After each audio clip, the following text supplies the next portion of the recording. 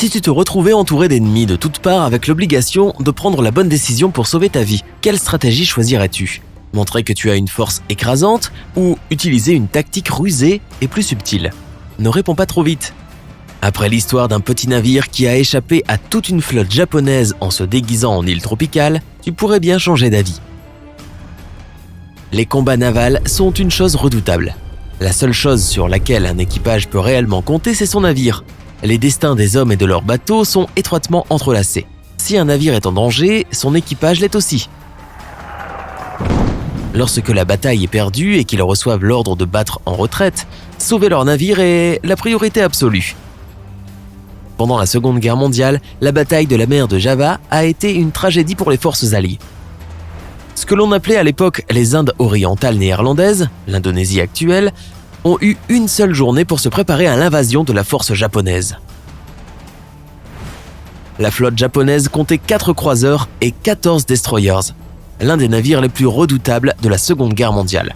À titre de comparaison, la flotte alliée des forces navales néerlandaises, australiennes, américaines et britanniques ne comptait que 9 destroyers et leurs croiseurs possédaient moins d'armes que les Japonais. Sans oublier de mentionner la supériorité de l'armée de l'air des envahisseurs. Le célèbre service aérien de l'armée impériale japonaise occupait carrément tout le ciel. La bataille de la mer de Java a commencé le 27 février 1942. Après 7 heures de terribles combats, toute la flotte alliée a été détruite. Toute, presque, à quelques rares exceptions près. Une de ces exceptions était un petit navire, le HNMLS Abraham Crinson. Ce n'était pas exactement un navire de combat, avec seulement un canon de 8 cm et 2 canons de 20 mm, nous sommes bien d'accord que cela faisait juste pour affronter 14 destroyers, n'est-ce pas ? Il s'agissait d'un dragueur de mines néerlandais qui servait sur les rives des Indes orientales néerlandaises. Quand la fin de la bataille est devenue évidente, le capitaine du Abraham Crinson a reçu la nouvelle directive, battre en retraite. Mais où ? Les forces japonaises étaient absolument partout. L'endroit le plus sûr et le plus proche était l'Australie, soit à 1609 km dans des eaux surveillées de près par l'ennemi. Mais un ordre est un ordre. Et avoir une seule chance sur 1 million est mieux que d'en avoir aucune. 4 navires similaires avaient tenté de s'échapper, mais personne n'avait réussi, et le petit navire était le dernier navire à flot. Avec une vitesse de pointe de 28 km/h et une petite taille qui le rendait fragile, il n'avait objectivement absolument aucun moyen d'échapper à la force japonaise. Malgré tout, et contre toute attente, ce vulnérable dragueur de mines a atteint l'Australie en 8 jours. Mais comment ? Eh bien, il a fallu une idée très intelligente et audacieuse. Après la tombée de la nuit, le capitaine a ordonné que le navire soit amarré sur l'île tropicale la plus proche. Ensuite, l'équipage a orné le sommet du navire avec des branches d'arbres et toutes sortes de feuillages. Les parties inférieures arrière du navire ont été peintes en gris pour imiter un rivage rocheux. Après sa transformation tropicale, le navire a poursuivi lentement et prudemment sa route vers la sécurité. Mais bien sûr, une île en mouvement de 56 mètres de long et 7,5 mètres de large ne pouvait tromper personne. Alors, elle ne se déplaçait que la nuit et flottait toute la journée près des autres îles tropicales qu'elle rencontrait sur son chemin. En 1942, le balayage radar était une technologie en plein essor, de sorte que les navires japonais n'y avaient pas encore accès, et cette tromperie visuelle a parfaitement fonctionné. L'Abraham Crinson est intact jusqu'à ce jour, amarré au musée de la marine néerlandaise où il a été sauvé pour être conservé en 1995.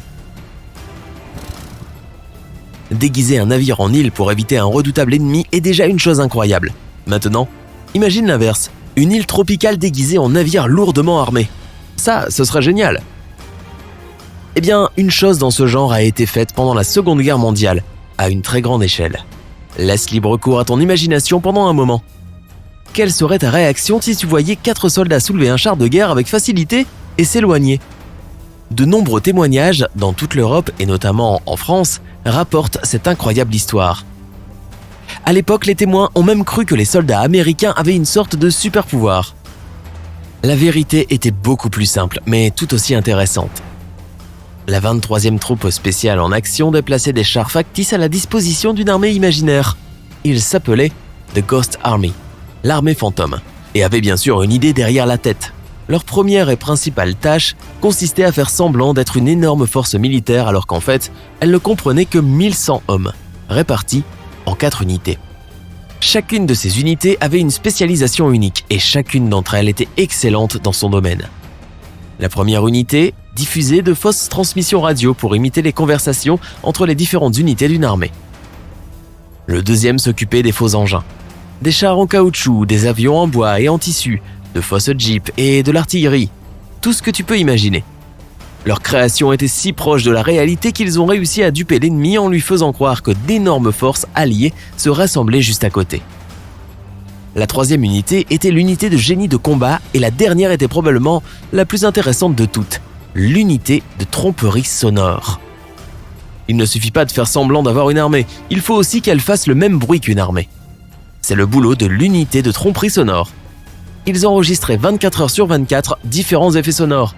Le cliquetis de la réparation des machines, le grondement des moteurs et même les bruits aléatoires qu'un énorme groupe de soldats pouvait produire. L'armée fantôme a mené plus de 22 opérations de tromperie. Suis-je le seul à penser que ces types méritent qu'on fasse plus de films sur eux? Et en parlant de films, où est la toute nouvelle superproduction hollywoodienne sur l'opération Jaywick? Cette histoire est incroyable. Retournons encore une fois en Australie et parlons de la revanche que les forces alliées ont prise sur la flotte japonaise avec seulement 14 hommes.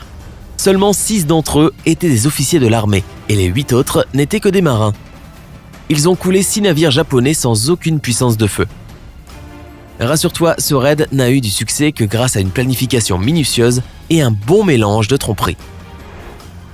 Ils ont utilisé un petit vaisseau non militaire nommé Crate. Pour échapper à la méfiance de l'ennemi, ils se sont fait passer pour des pêcheurs malaisiens et n'ont donc pas hésité à changer leur couleur de peau car cela faisait partie de leur stratégie de survie. Les passagers du Crate étaient prêts à tout pour rester en vie et particulièrement minutieux. Ils ont ainsi fait très attention aux ordures qu'ils jetaient par-dessus bord. Si un navire transportant des marins asiatiques laissait une traînée de déchets européens, cela éveillerait les soupçons des officiers de marine japonais. Grâce à leur attention méticuleuse aux moindres détails, le voyage du Crate à Singapour s'est déroulé presque sans incident. Intervenant dans la plus grande discrétion et de nuit, 6 officiers australiens et britanniques ont réussi à dissimuler des mines sur 7 navires japonais et ont pu en couler 6 d'entre eux. Pendant tout ce temps, personne n'a remarqué les saboteurs et ils ont pu rentrer chez eux en parfaite santé. Waouh, comme c'est sournois, hein? Laquelle de ces histoires t'a semblé la plus intéressante? Fais-moi savoir dans les commentaires. Si tu as appris quelque chose de nouveau aujourd'hui, alors donne un j'aime à cette vidéo, partage-la avec un ami et n'oublie pas de regarder les autres vidéos intéressantes que tu trouveras du côté sympa de la vie.